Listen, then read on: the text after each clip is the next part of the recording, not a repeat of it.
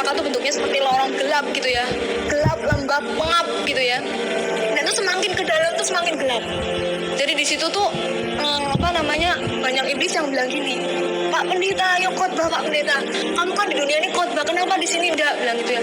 Saya tambah bingung lagi loh, Pak Pendeta kok ada yang masuk neraka gitu ya. Pak Pendeta yang hidupnya benar, yang kelihatannya hidupnya kudus, yang kelihatannya hidupnya suci kok masuk neraka gitu ya. Apalagi itu saya yang biasa-biasa aja, saya bilang gitu ya. Tuhan bilang gini, pendeta enggak bisa jalanin firman. Mungkin dia rajin ngabarin firman Tuhan, mungkin rajin memberitakan firman Tuhan, tapi dia sendiri enggak bisa jalanin gitu ya. Mungkin dia sendiri enggak ngerti apa yang dia perbuat di tempat lain gitu ya. Mungkin di atas mimbar bilang kudus, tapi di tempat lain punya simpenan, mungkin gelapin uang gitu ya. Nanti masuknya ke situ, ke neraka yang paling gelap ya.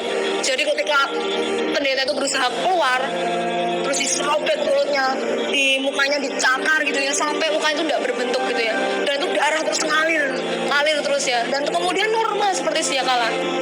Terus kemudian dikerjain lagi habis-habisan, disobek mulutnya, mukanya dicakar-cakar gitu ya. Dan itu tidak ada habis-habisnya gitu, tidak ada berhentinya gitu ya. Dan itu terus berlangsung berulang-ulang gitu ya. Dan situ tuh pendeta-pendeta juga teriak-teriak gitu ya, minta ampun, minta tolong Tuhan, ampuni saya Tuhan, ampuni dosa saya Tuhan. Tetapi itu semua udah terlambat gitu ya. Ketika orang-orang itu udah ada di neraka, pengampunan itu udah terlambat, kesempatan itu sudah tidak ada lagi gitu ya.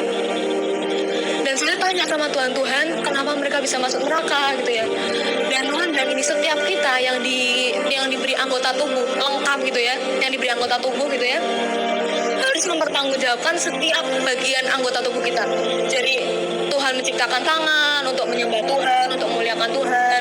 Tetapi kalau misalnya kita gunakan untuk misalnya mukul, membunuh, itu tuh sudah tidak berkenan di hadapan Tuhan gitu ya. Setiap kita mempertanggungjawabkan perbuatan kita gitu ya.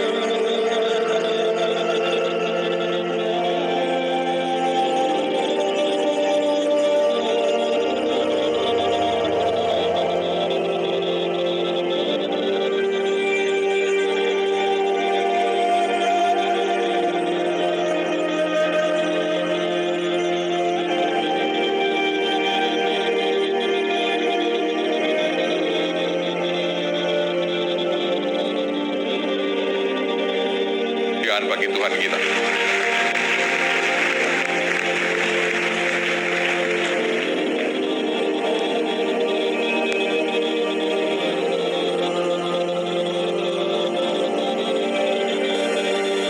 Shalom saudara, selamat sore. Saya mengucap syukur kalau sampai saat ini saya masih boleh diberi kesempatan Tuhan untuk hidup, untuk bersaksi, untuk semuanya oleh karena kasih karunia Tuhan.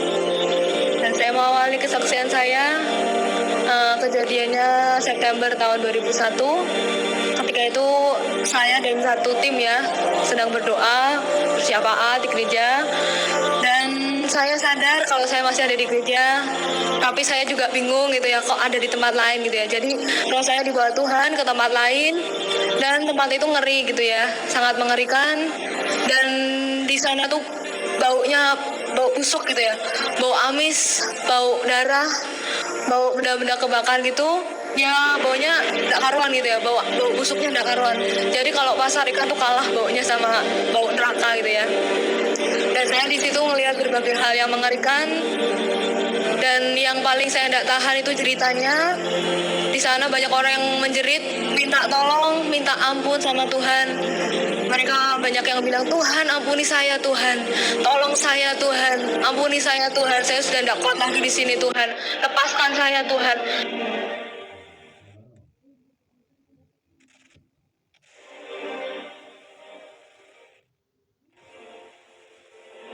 Tetapi Tuhan cuma bilang gini, pengampunan yang aku berikan sudah terlambat. Kesempatan itu sudah tidak ada lagi, sudah terlambat. Ketika kamu ada di dunia ini, kamu tidak mau ambil kesempatan itu, tapi kamu sia-siakan.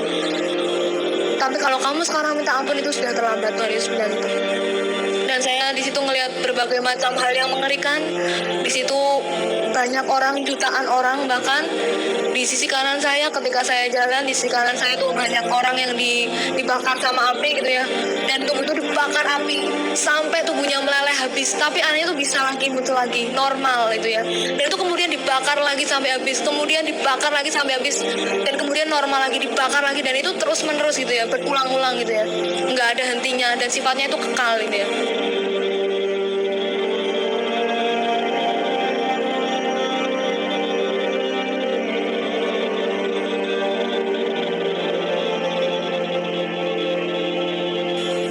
Dan di sebelah sisi kanan saya, ketika saya jalan, saya melihat jutaan orang juga itu digerogotin sama yang namanya ulat-ulat kecil gitu ya, ulat-ulat gitu ya.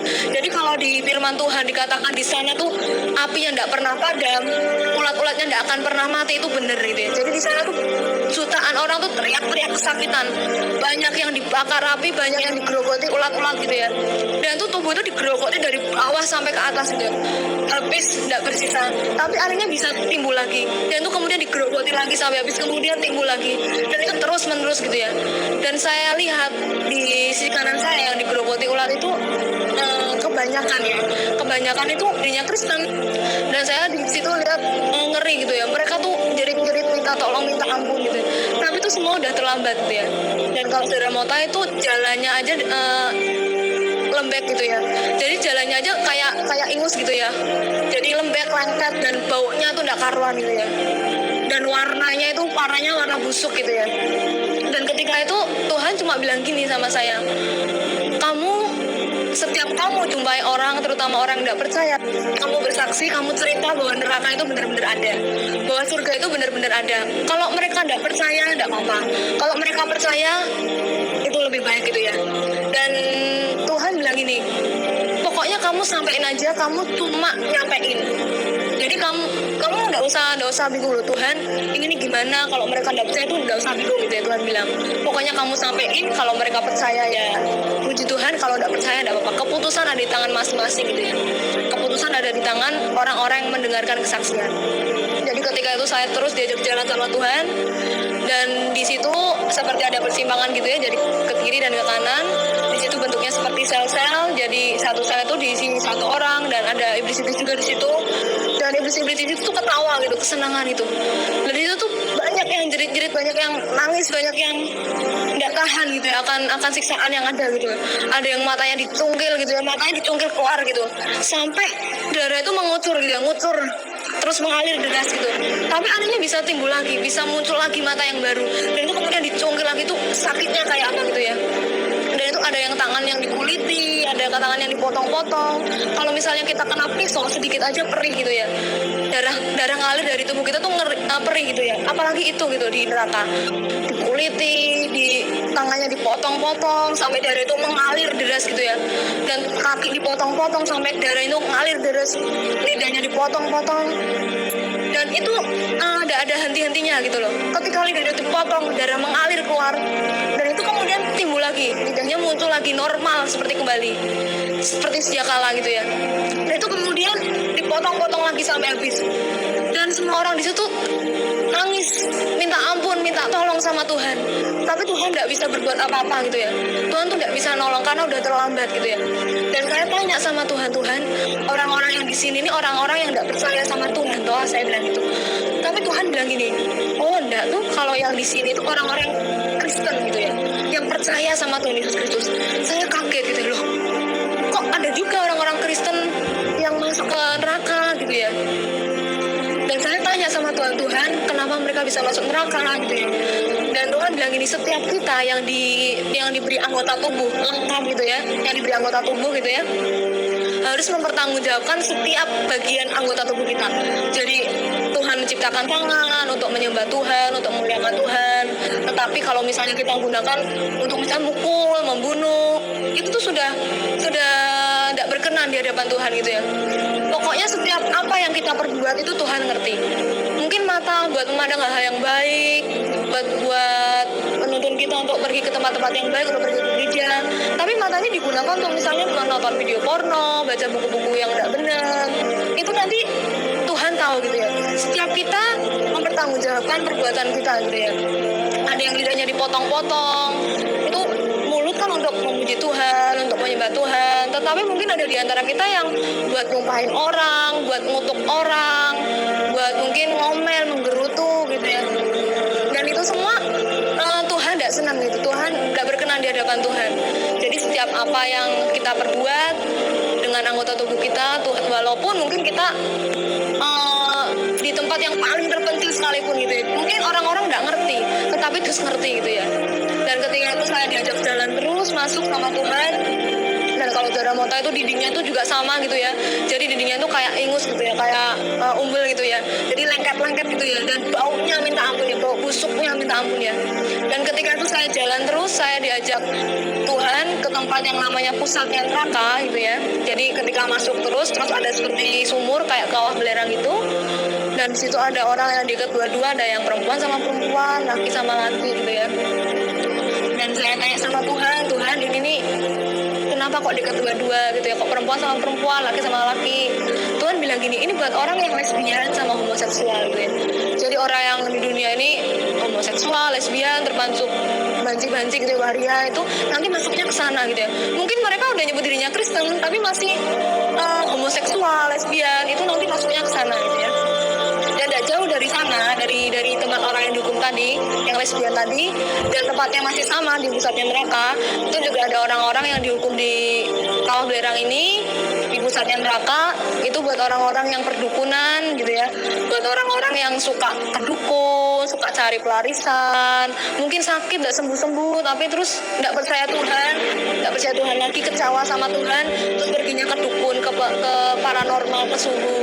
Nanti itu tempatnya di sana gitu ya. Dan di situ juga di pusatnya neraka ada yang bentuknya seperti sel-sel. Jadi satu orang diisi satu sel diisi satu orang. Dan di situ tuh orang-orang tuh maaf kata alat kelaminnya tuh digerogoti ulat-ulat gitu ya. Digerogoti sampai habis, sampai darah tuh mengalir keluar dari. Kemudian digerogoti lagi. Dan itu normal lagi, tumbuh lagi. Dan itu digerogoti lagi sampai habis gitu ya. Dan itu terus berulang, tidak ada habis-habisnya, tidak ada kata-kata berhenti, tidak ada kata-kata istirahat.